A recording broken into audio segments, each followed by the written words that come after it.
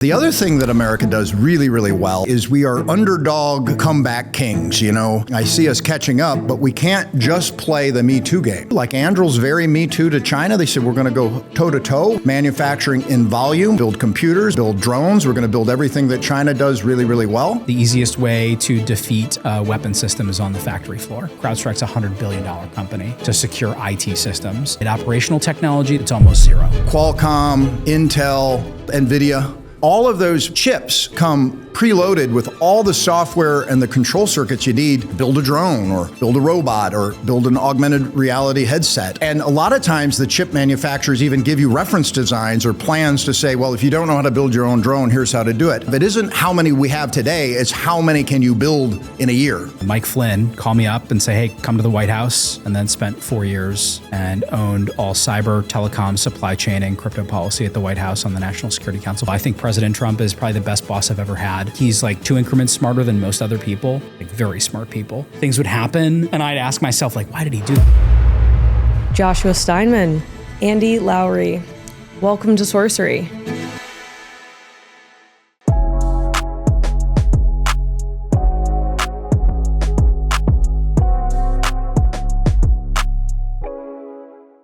Andy Lowery, welcome to Sorcery. Thank you. So you're CEO of Epirus. Correct. Could you give some background on Epirus? Yeah, sure. Epirus was founded in 2018 by a team that I led back at Raytheon, where we worked on a really kind of incredible project called Next Generation Jammer, which was a long-range standoff electronic attack system. That system kind of clued in a bunch of the engineers that founded the company into the direction of saying, you know, what could we use other gallium nitride phased arrays, which is sort of the essence or the key feature that the Next Generation Jammer came with.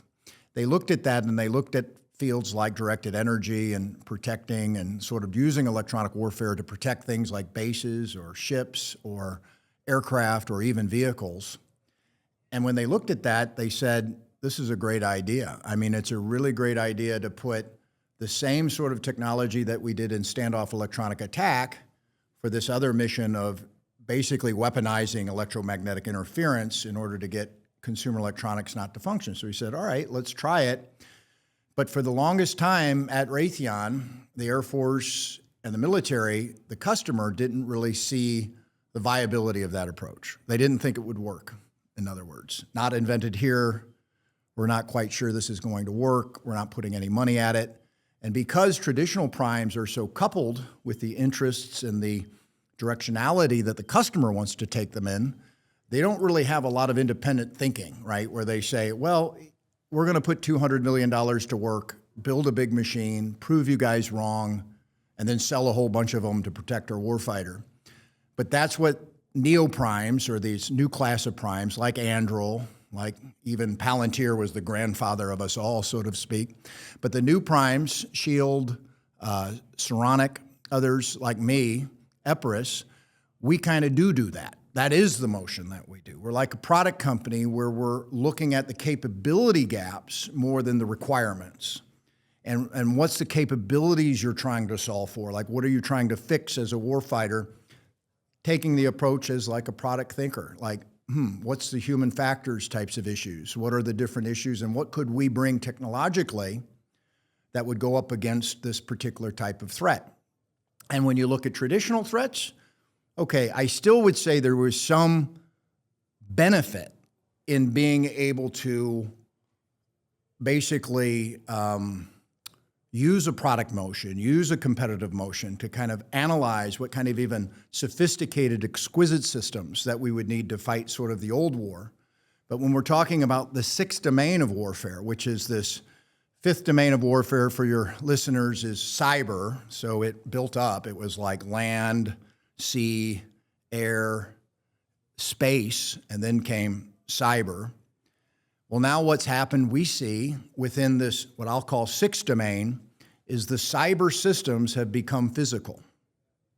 So cyber has typically been only software, attacking networks, attacking sorts of systems with software types of attacks.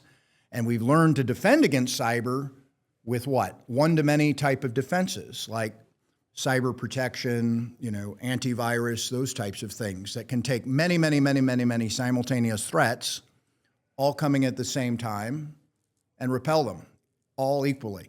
Like imagine a virus software that only could take one software at a time, it would just let anything in the back door. The same is true with the physical cyber, is what I'm going to call 6-domain type stuff, where you have computers that are flying, or computers that are in boats, or computers that are in robot men that are starting to walk the fields robotically that China's begun to build. All of those things are cyber types of attacks that are just now in the physical realm or the physical domain. And there's an element, one, of folks doing Me Too, like Anduril's very Me Too to China. They said, we're going to go toe-to-toe. We're going to manufacturing in volume. We're going to build computers. We're going to build drones. We're going to build everything that China does really, really well. They got a long way to go. I mean, China's building, I've heard 60 million drones per year is not outside of the question of China being able to do, but and U.S. maybe 50,000 drones in a year. So there's a huge disparity there. So they're making a lot of good ground. But the other thing that America does really, really well, and it's just branded into our culture really, is we are underdog comeback kings. We, from our inception as the Revolutionary War, we were underdogs that somehow got past the English and struck our independence. And we're an underdog again. I see us catching up, but we can't just play the Me Too game. This isn't going to be a war just mass versus mass, and whoever has the more massive type of arsenal wins. We have to be clever. We have to outthink the enemy as well and leverage what we're really, really good at. And part of what we're really, really good at is radars, is phased arrays, is gallium nitride, and that comes from our military industrial complex like Raytheon and everything else. So take the knowledge, but now apply it to COTS, very simple systems that are easy to build, easy to field, and turn that into more of a Silicon Valley kind of design motion. And that's what we've done at Epirus. So we, unlike Anduril, have more of our roots back into traditional defense. But like Anduril, we also have our roots heavily cemented with a whole bunch of different folks from like Rivian, Waymo, and other Silicon Valley companies. So we've blended those two worlds, and we think to deliver the types of systems like the force field generator that Epirus generates, I think to deliver those type of systems, we're the type of company, we're the right blend, we're the right mix, and so far the customer has thought the same. Sorcery is brought to you by Brex, the financial stack trusted by more than 30,000 companies, including 1 in 3 venture-backed startups in the US. Nearly 40% of startups fail because they run out of cash. Brex is literally built to help founders avoid that. Unlike traditional banks that let your money sit idle, chipping away at it with fees, Brex is designed to help you spend smarter and move faster. Their all-in-one solution combines checking, treasury, and FDIC protection into one powerful account. You can send and receive money globally at lightning speeds, get 20 times the standard FDIC coverage through their partner banks, and even high yield from day one. With same-day and even same-hour liquidity, access your funds anytime. Companies like Scale AI, DoorDash, ServiceTitan, HIMS, Anthropic, Flexport, Robinhood, and Plaid trust and use Brex. Start today at brex.com/sorcery. That's BREX.com/sorcery. Drones seem to be at the forefront of this 6th domain of warfare. Could you explain a little bit further your one-to-many approach to this? Sure. So when you look at drones, they have the advantage of coming out of what we'll call consumer electronics. And consumer electronics for years have been building around common system on a chip cores. So Qualcomm, Intel, other companies build NVIDIA, build the Jetson system. All of those chips come preloaded with all the software and the control circuits you need to build a drone or build a robot or build an augmented reality headset. And a lot of times the chip manufacturers even give you reference designs or plans to say, well, if you don't know how to build your own drone, here's how to do it. And so that feeds basically a very simple tinker toy way of building drones or fielding and building drones. And so we see lots of different folks that are becoming into the business. You see folks from China, you see folks from Iran, but you see folks like the Houthis who don't even have their own country, but they're able to participate in this kind of warfare due to the ease of design and engineering. And then when you're talking about additive manufacturing, 3D printing, and these types of things, then that makes the physical container for those chips easy to build as well and easy to scale as well. So we have a problem with manufacturing speed and capacity more than like arsenal depth or how many missiles we have. It isn't how many we have today, it's how many can you build in a year. And that becomes sort of similar, and why we call this physical cyber at Epirus. It becomes similar to thinking about it from the aspect of a cyber attack, where you might have many, many small little software packages all coming and descending upon some sort of vulnerability in some sort of a network. Well, this is just like that. You might have 1,000, 2,000, 10,000, 100,000, and it'll just keep going up until they overwhelm your defenses, overwhelm your ability to protect. And the traditional way of protecting, one effector, one threat, OODA loop, that isn't going to work. It does not scale with this sort of 6-domain threat. We need to do something different, and that's what we're here to kind of solve at Epirus. So, You talk a lot about being a product company, and now you're on the second generation. Could you explain how you've built this out and what the second generation brings you? Sure thing. Yeah, very exciting times. We're announcing officially we're nearly done with our first 4 systems that we're building in the second generation technology. We've built into that. That second generation technology has lots of benefits and a lot of features that the previous version didn't. So our generation 1, and again, think of it, for the viewers that are familiar with engineering that are out there, in Silicon Valley, you typically use a heavy sort of leveraged prototype development system. They call it EVT, DVT, PVT. They stand for Engineering Verification Test Article, Design Verification Test Article, and then production. So you're building basically prototypes at each stage. Now this is in contrast to when I was an engineer at Raytheon, and we would build things through what you call a waterfall method, which has a lot of policy and procedures and checklists and things like that. And you're slowly building one system to kind of the end game to a set of requirements. You're not iterating with prototypes and iterating with generations. That feels like a product company. And so generation 2 is our next generation, where we've taken in from 2 deployments now, two deployments overseas and 4 systems. We've taken in all of that data, all of that feedback, and we've rolled it in to the generation 2 system. The number one thing that they've asked us for is more range. You know, they want to see a half a mile or even further if we can make it further. And that's for 2 reasons. One reason is to push out the actual protection arc, but the other reason is, and people don't think about this, is a lot of these aircraft will continue, even after we disrupt them in the force field, they continue to have some sort of forward motion. So you need to be able to contend with the tumbling, and we still want that sort of final detonation to be outside a fence line or outside wherever we're trying to protect. So generation 2 does that. It has about 2.5 times the range of the generation 1 system in the same size a box, exact same size of kind of a 10-foot by 10-foot box. It has 2.5 times the range of the previous generation. And what I would consider it to be is a fully mission-capable prototype, ready for action, ready for scale, ready for production, ready for overseas deployment, ready for integration into a variety of different C2 command and control systems, ranging from Anduril's Lattice to FAD-C2 that the Army uses. In today's high-speed business world, staying ahead means using the smartest tools possible, including the powerful capabilities of artificial intelligence. Meet Turing Intelligence. Turing builds customizable AI systems designed to solve your mission-critical challenges, no matter your industry. From expert guidance to tailored projects, Turing helps top companies realize AI that's more capable, more adaptable, and more effective. With Turing, discover how AI can accelerate your business growth. To learn more, visit turing.com/sorcery, spelt SOURCERY. That's turing.com/sorcery.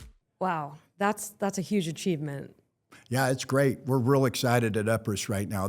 It feels like our, child has grown up and gone to college, and now he's well ready for the world and ready to get out there. And generation 2 will be that bird that finally flies from the nest and I think starts distributing these protective systems all over the world. So we're at Reindustrialize. The heart of this summit and conference is reindustrializing in America. What is Epirus's role in reindustrialization? Well, that's a great question. And it's a very interesting topic that I don't even know was fully explored. Like, there's a lot of defense companies here. And the question's why? Well, I think Palmer Luckey said it in Lex, or the robot. The robot. Palmerbot, I guess. It's go with Murderbot. That's now we got Palmerbot out there with his, what do you call it, mullet or whatever haircut that they had on that robot earlier. Well, as he was saying, though, there are regulations that require people to manufacture in America. So when we're talking about more and more volume defense systems at mass, when we're talking about millions of drones needing to be built for military purposes, not for just, toys and things, we're talking about that being done in the United States. So that is a real need. The sixth domain drives a real need for us to build back into America. But here's what's going on as we're doing that. We're realizing that lots of the stuff that go inside at 2 or 3 levels down, these systems are also coming in without any manufacturing sources in America. So the microprocessors, the computers, you cannot buy an American-made computer. You have to go overseas. You have to go to China. And military doesn't want to buy a foreign-made computer, but there isn't any option. So they have to do by exception and so on and so on. And each of these drones are just little computers inside of flying gizmos.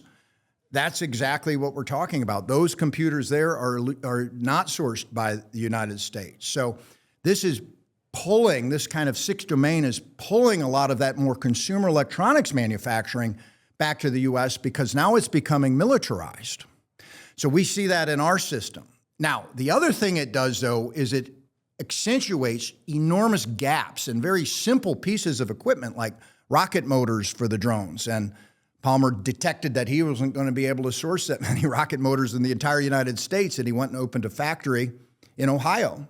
And so what did we do? Something very similar. We have this big phased array system that requires hundreds and hundreds of high-powered microwave amplifiers, every single system. So if we get an order for 100 systems, we're talking tens of thousands of high-powered microwave amplifiers.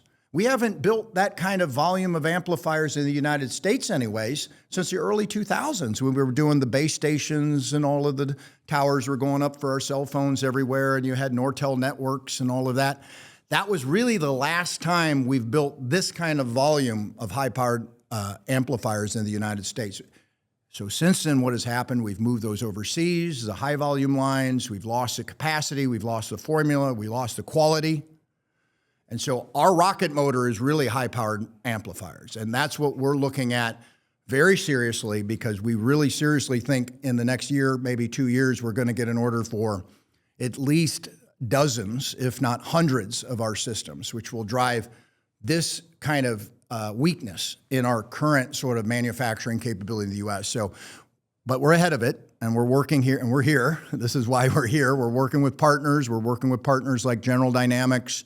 We're working with lower kind of supply chain partners that we have as well. And we're looking at options and how we can expand capability, capacity, quality of all of those partners right now.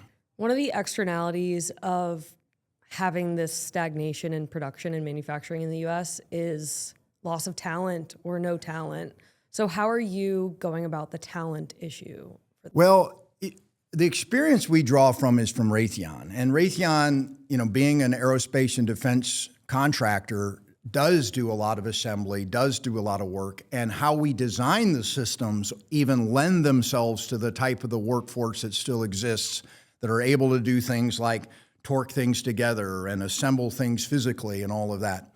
What we're really talking about a lot of times, in at least our systems, is sort of lower down in the food chain, sort of when you're putting boards through solder reflow, or you're pick and placing components on top of those boards. And then you're tuning those boards by sort of a hand process where you're basically very carefully putting in capacitors, or you're very carefully putting in wires in order to do some tuning for the systems. All of that is like tried and true aerospace manufacturing that I've managed many, many factories to do that. The problem with those factories is they're generally low volume, high mix. And we need that same quality, but now at high volume.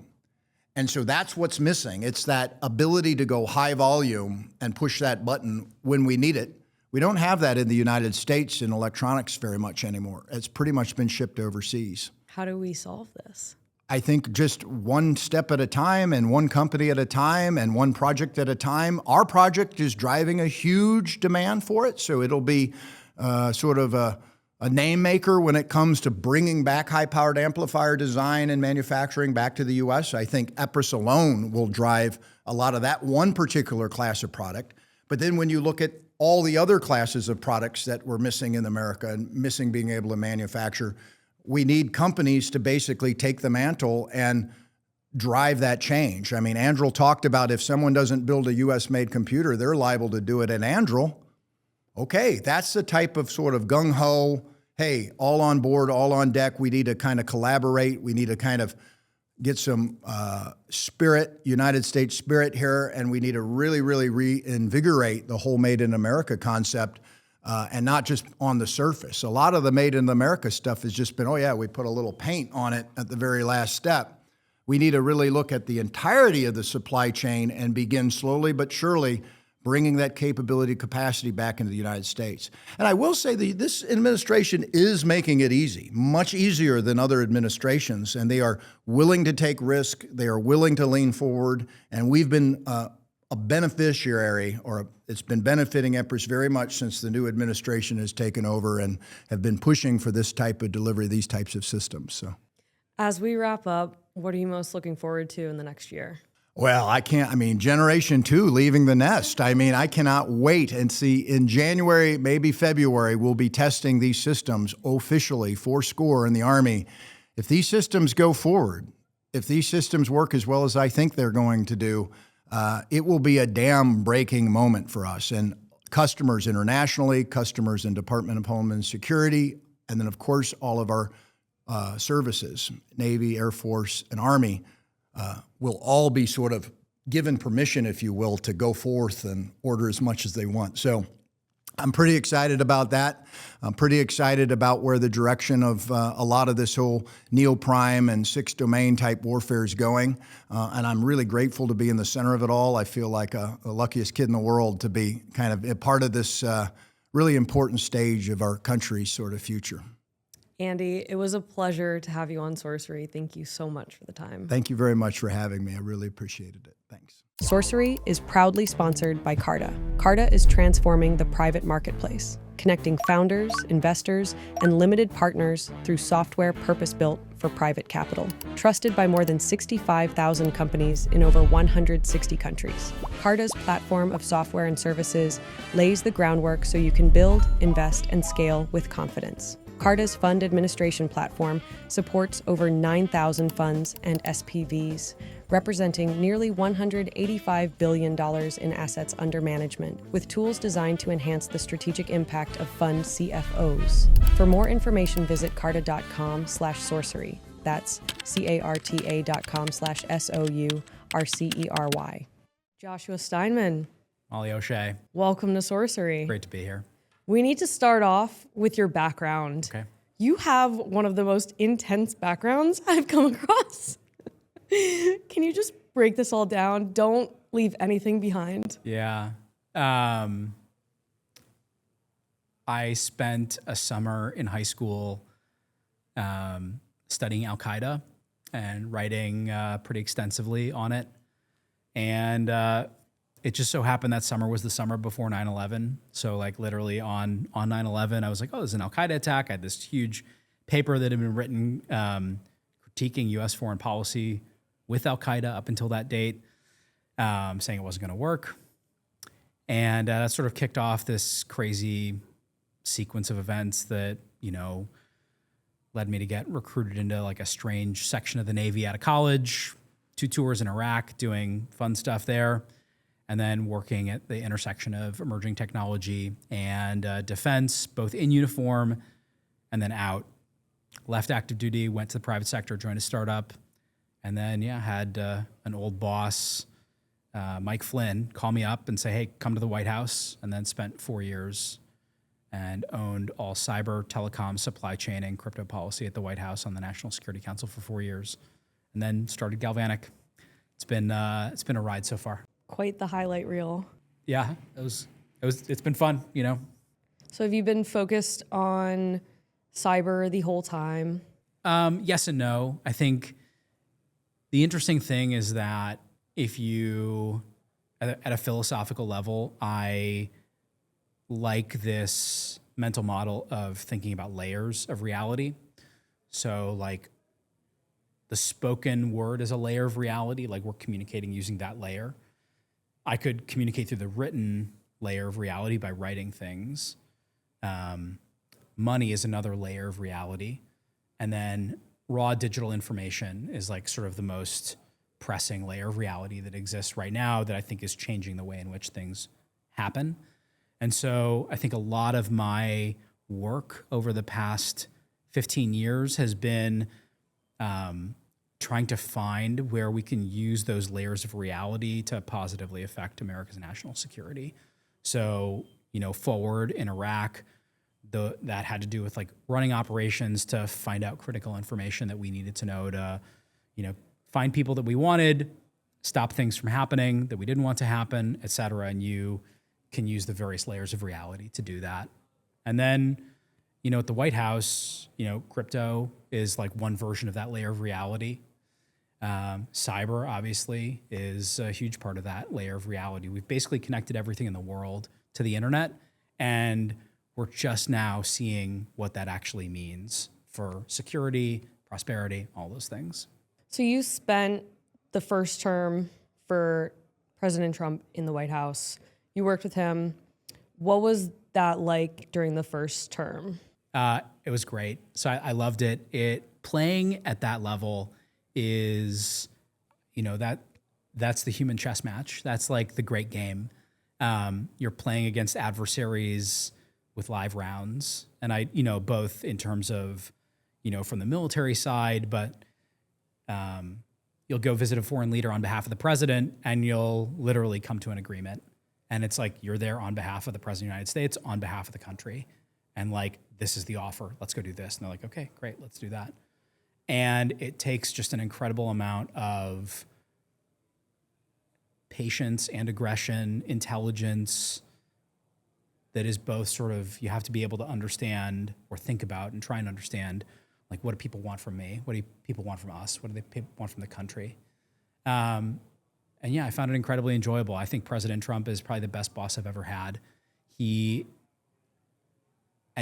Every day was just another realization of this. It's probably hard for him, I think. I think he's like an increment smarter, 2 increments smarter than most other people, smart people, like very smart people. Things would happen, and I'd ask myself, like, why did he do that? You know, you don't say anything, right? He's the president, it's his show. But, you know, he would do something, I'd be like, why'd he do that? And then like 2 weeks later, you see like, oh my God, what a chess move. And so after a certain period of time, it just became very easy to just like hit the I believe button, go be a good staffer, give him the good options that he needs, give him leverage, give him opportunities, and then just sort of like let the master work. Yeah, that was great. I'm really curious, like, what did that teach you about lines of command and power? I spent 8 years in the military as an active duty, sailor. And you have it drilled into you, like you obey the orders of those appointed over you. That's the actual language and so it's somewhat natural, but at the same time, almost all of my assignments were such where I was like dropped off in the middle of nowhere with like a small team, and they're like, all right, go do what America expects you to do. Right? That was literally it. Just like, we expect you to figure out the opportunities. And that was very rare. A lot of my peers did not have those opportunities. And so, you know, in the back of your mind, you're like, obviously the commander-in-chief, this is like the top of the chain of command, but you're working at the White House, and it just gave me an intense amount of pleasure because it was just like, look, I'm going out there, you can operate very aggressively, but at the same time, it's like Bezos has this line, disagree and commit. It's very easy to do that when you have a high degree of trust in the person at the top. where you just have to assume that like that's the guy who has as much of the information as exists in reality, right? Like he's got all of those information feeds coming to him. He's talking to his fellow executives. He's talking to other heads of state. He's seen the intel feeds. He's seen the markets, et cetera. And so, you know, a lot of times people will second guess him in the media. They'll second guess him privately in the group chats, on Twitter, whatever. And at least from my perspective, it's like that guy's got the most information of anyone in the world. And he has repeatedly over like at this point, 12, I mean, really it's 30 years of a public life, called it right. So it's like, all right, people can panic, they can complain, they can this, they can that, but like I have a high degree of trust in his judgment and track record. What is the biggest difference between that term and this term? Personnel.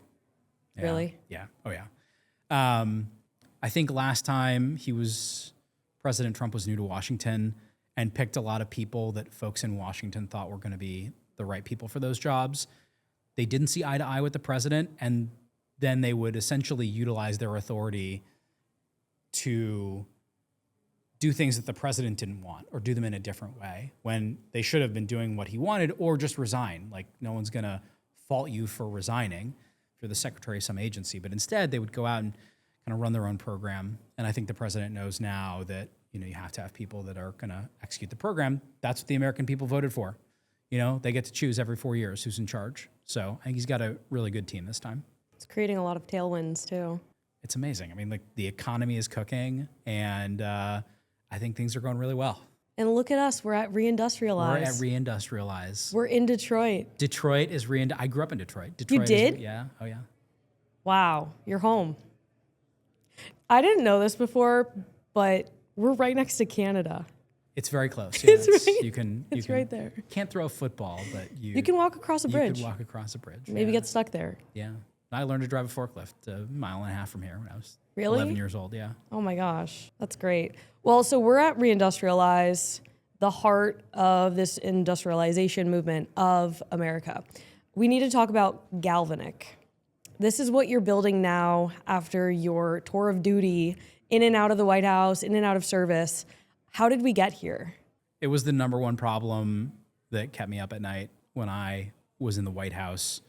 We have connected the most essential equipment in our world, in our lives, in our economy, to the internet. And that has huge follow-on effects, many of them positive and then some of them negative. And so, you know, for 4 years, I was the guy that had to get the phone call at 3 a.m. Do we wake up the president when weird things are happening on our critical infrastructure, strange, you know, digital actors trying to undermine X or Y, or, oh, we found someone in this system, very sensitive. And when I was in the military, I also had some exposure to that problem as well. And so left the White House, took a breather, went out, talked to some friends and figured, let's do something at the intersection of cybersecurity and industry. And this is what we came up with. What are the just to make it a little bit more tangible, what are the real threats that we're facing? Give you an example. Several months ago, unknown actors took over several Iranian steel mills remotely. And you know, you have a steel mill, you have a huge cauldron of molten metal moving on gantry cranes across a big space. They're pouring molten metal into molds and things like that. These attackers took over several of those steel mills and just started pouring the molten metal on the floor of those facilities. Essentially ruined the Iranian steel industry for multiple months, if not years. Most data moves over industrial networks unencrypted. Most industrial equipment simply receives any instruction sent to it with the proper protocol and just starts executing it. And so this is a huge problem. There's no security on industrial facilities, on almost any industrial facility worldwide.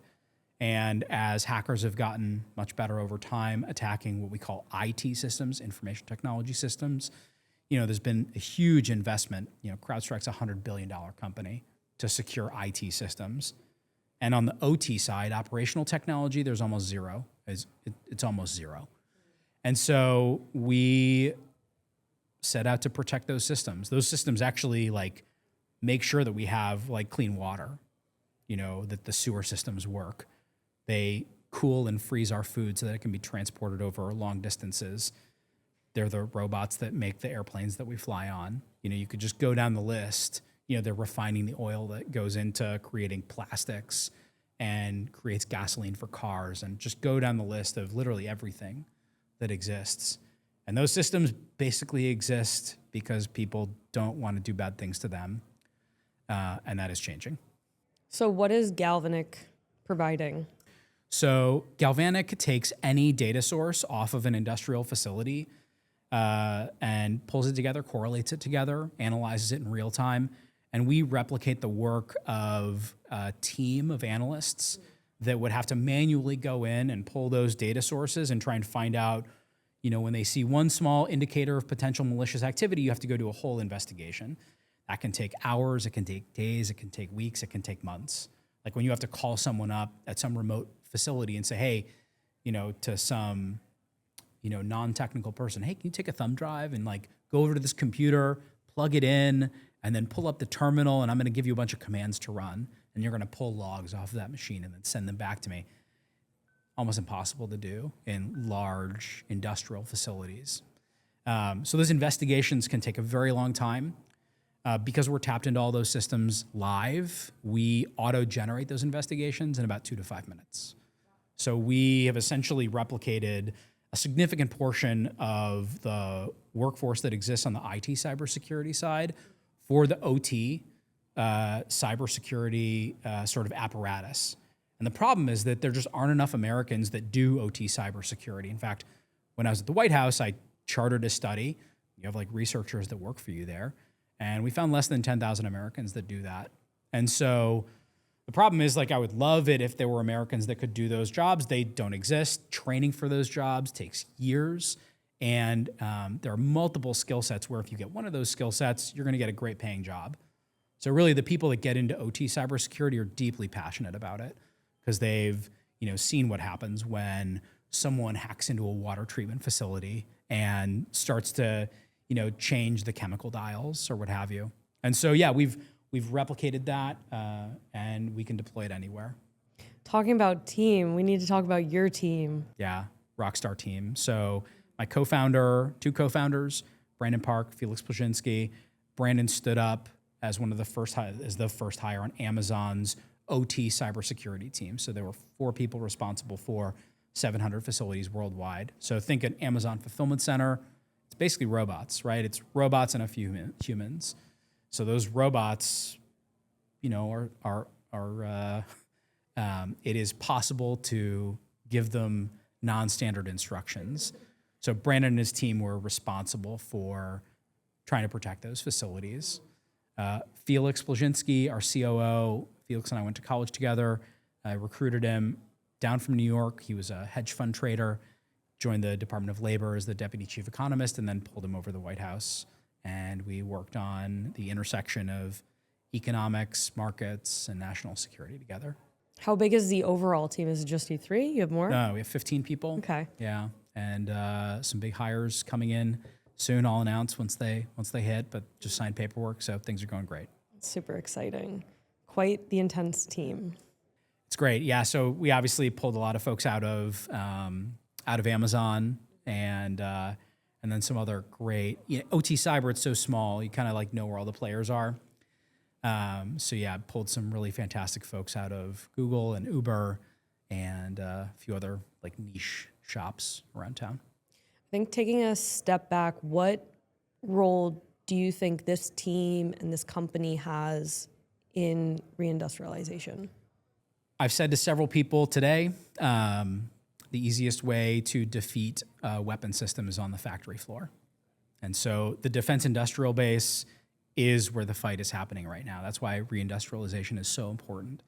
And if you can't manufacture things and know that the way in which they were manufactured is the way that you wanted them to be manufactured, the software that's being deployed onto them is what you wanted to be deployed onto them, they're made to the specs that you wanted, And in the steel example, you want to make sure that those systems continue to function and can continue to function. It's critical. If you don't have a secure industrial base, you don't have an industrial base. It means that industrial base exists because your adversaries allow it to exist. So unless we're able to protect that, all of it's for naught. Between all of the geopolitical tensions, which ones do you think are the highest threats for the U.S.? I think the president is very deftly handling the situation in Russia and Ukraine. Very much opposed to escalating and eventually nuclear conflict.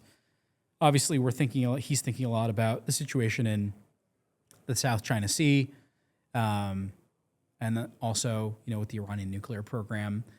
From a cyber perspective, I believe that the most critical friction points exist between us and the Chinese Communist Party. You can look on the news. There are reports to Congress, open testimony by directors of national intelligence that the Chinese and the Russians and the Iranians and the North Koreans, but especially the Chinese, have been prolific in their efforts in the cyber domain to essentially pre-position themselves on America's critical infrastructure. They are there now. And their goal is, at a time and place of their choosing, to be able to flip off things that we rely on. Again, water, power, sewer, transportation, manufacturing, just go down the list. This is publicly acknowledged at an unclassified level. I'm not breaching any confidences. It is announced in Congress every year. Just read the DNI's, the Director of National Intelligence's report to Congress every year. You can look up Salt Typhoon and Volt Typhoon. These are two Chinese intrusion sets, we call it, and prolific in hacking things like telecommunications networks. And so I think that fight is happening now. I mean, that's a war that is literally happening right now that people don't understand because it's sort of hidden. But I think that's where the fight is, and that's certainly why we're doing what we're doing. How do you resolve that, or how do you keep it at bay? Good defense and good offense. So I can't do the offense part now. I used to, but I can do the defense part. Felix wanted me to ask you about your take on Taiwan. When do you think we're going to go to war? Or when do you think Taiwan's going to get overtaken? I desperately want the Taiwanese people to want to defend themselves. And so my gauge on that potential conflict has to do with what I see the Taiwanese people doing. Are they equipping every military-age male from 15 to 50 with AK-47s, 1,000 rounds of ammunition, body armor, and then forcing them to go out, not forcing, but asking them to go out and drill and train and learn how to operate those and other weapon systems? Are they going out and procuring things that are going to survive the first 24 hours of an absolute onslaught of the Chinese Communist Party's People's Liberation Army and People's Liberation Army Navy, which is what it's called? And that's how I gauge whether or not I think they are going to want to actually preserve their way of life. It really is a fight in their own hearts and minds. Like, they have to make the decision. And I think America has always tried to be a friend to free peoples everywhere. And so we'll see. I certainly don't have the most up-to-date information on what it is that they're procuring and buying. But when I do talk and do engage with folks, that is exactly where I go. It's like, tell me about the official, National Guard, militia type entities that they have there. And let's talk through, what training's happening. What are they doing? Who's interested? When you start working with customers, what are the first things that you always check? What can companies do to make sure that they have some sort of defensible infrastructure? Network architecture is really important. And so there are certain companies where you go in and they're running email and a production system on the same network. That's inadvisable.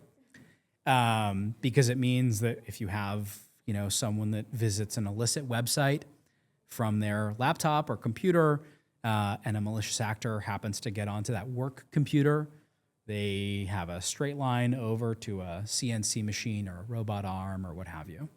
So the biggest thing that we always recommend, even when we're not working with a company, is what we call network segmentation. And then beyond that, there's a whole bunch of other very technical things that you can do. You can firewalls, you can create further segmentation. But at the end of the day, what Galvanick does is deeply monitor what's happening on the industrial side, on that OT network. And from our perspective, that's going to be the gold standard going forward, because unless you're doing that, you have no idea what's happening on the network that actually produces what your company does. Like right now, some of our customers, what did it look like before in terms of monitoring, and what does it look like after?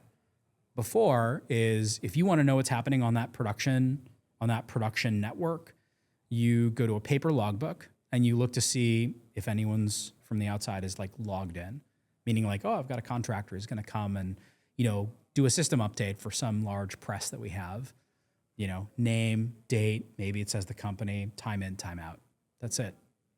Other than that, it's like your people know what's going on. Oh yeah, I operated that piece of equipment yesterday. Oh yeah, it's on the regular production cycle, et cetera, et cetera.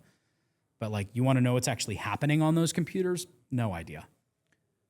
Once they deploy Galvanick, we have incredibly granular visibility into what's happening from moment to moment. Oh, a strange laptop was just plugged into this machine. Ah, look, it just reached out to a strange website we've never seen. It pulled down an executable file and installed, a firmware update or what have you. Someone's trying to extract credentials out of this machine right here. We've never seen that. You just go down the list. Unless you know what's happening, you don't know what's happening.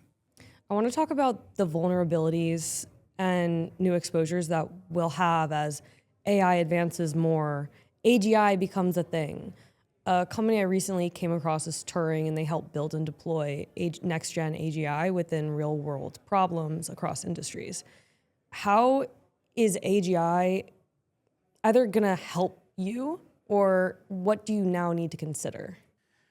So part of what we do is extract and organize one of the most unique data sets in the world, which is, for our customers. We don't hold on to that data ourselves. It's their data, but we're extracting the information off their production system. So certainly in the future, you're going to need those types of data, structured data, elements in order to understand and then build those types of capabilities.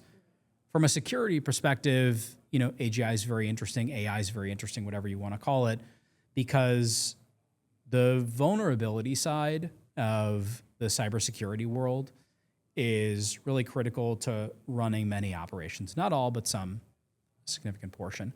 So finding holes in code is an art.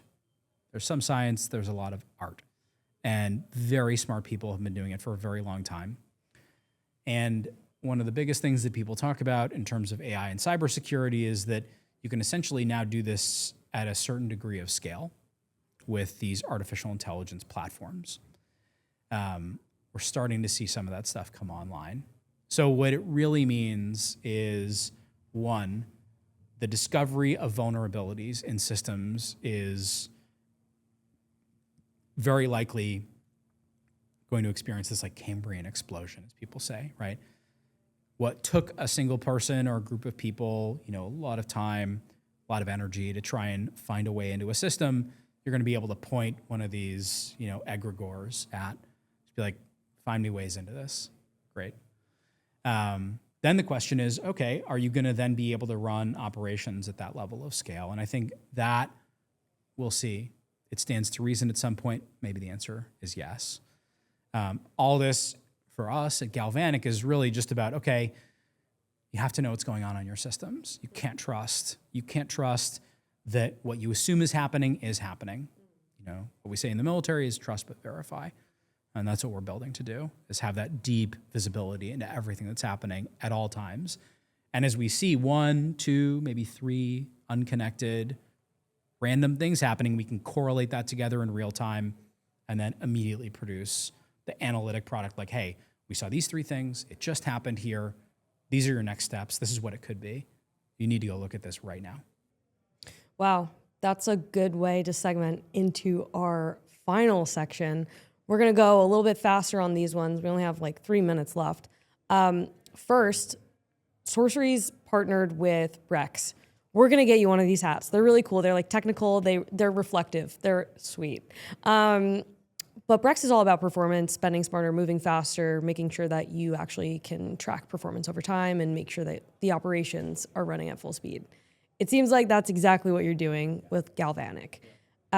For you in particular, like, what are some of the components that you like to measure and track for performance within these infrastructure systems? It really varies system by system. With people, I keep a index card for every person that we hire. And that index card has like 3 to 5 things that I expect that person to be cranking on every year. And that's how we run our check-ins on our team is like you have big goals and every week you're meeting with someone. It's like, okay, how much closer are we to this? What are the blockers that you have? And how can we get rid of those blockers? Go faster. Great. Now we're going to go into these really fun Kalshi questions, a little bit spicier. Do you think Trump will make a new free trade agreement with China? What are the odds on that? I think he is certainly looking to do a trade agreement with China. But, you know, he's in no rush. I think there's plenty of other people that we can trade with as well. Okay. Right now it's at 29%? Look at 29%? Yeah, I'd say I'd give it like mid-30s. Am I going to move the market? You're a size mover. Yeah.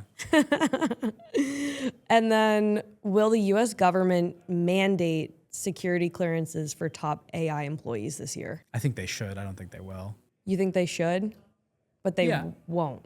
It's just really hard, right? Like you're going to go to a private company and say these people have to have clearances. I feel like they're like very obvious though. Like now that we're seeing all these huge like talent trades, like security clearance. Yeah. It's hard. It's hard. Clearances and the law around that are very strange. Okay. So I'd put that on a wish list. Explain. They're granted when you have what's called a need to know. And I'm just not sure under what auspices you would say, because a need to know is generated by having like a program that the information within it, if disclosed, would cause grave harm to the United States government. It's usually downstream of, you know, employment or a contract. So could you mandate that senior engineers at companies that are doing business with the United States government have clearances? Yes. There probably are some right now, but those are contract dependent.